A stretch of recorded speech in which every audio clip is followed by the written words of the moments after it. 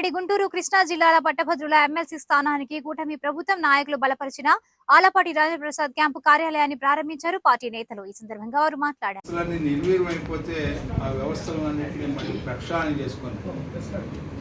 ఏడుకొండల వారికి ఎట్లా సంప్రోక్షణ జరిగిందో ఈ రోజున ఈ రాష్ట్ర ప్రజలందరికీ కూడా ఈ రాష్ట్రంలో వ్యవస్థలన్నింటినీ కూడా తిరిగి తీసుకురావడానికి మళ్ళా ఈ యొక్క ప్రభుత్వ అధినేత సంప్రోక్షణ ప్రజా సంప్రోక్షణ చేసుకుంటున్నటువంటి పరిస్థితి ఈ రోజున ఈ యొక్క అధినేతకి కలగటం అనేది చాలా ఎందుకంటే ఏ ప్రభుత్వం ఉన్నా కూడా ప్రజల గురించి ఆలోచించాలి, వ్యవస్థల గురించి ఆలోచించాలి, వ్యవస్థలను ఏ రకంగా ప్రజలకు దగ్గరికి చేర్చాలని ఆలోచించాలి.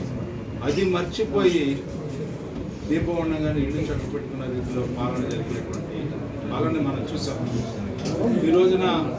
అందుకనే ఎన్నికల ముందు ఏదైతే హామీలు ఇచ్చామో, మేనిఫెస్టోలో ఏదైతే పొందుపరిచామో, ఎన్నికలు జరిగిన తర్వాత ముఖ్యమంత్రిగా ప్రమాణ స్వీకారం చేసిన తర్వాత 5 సంతకాలు ఏ రకంగా చేశారో ఏ అంశాల మీద చేశామనేది మనం చూసాం. వాటిని అన్నింటినీ కూడా అమలు చేసే కార్యక్రమంలో ఈ రోజున ప్రభుత్వం ఉంది.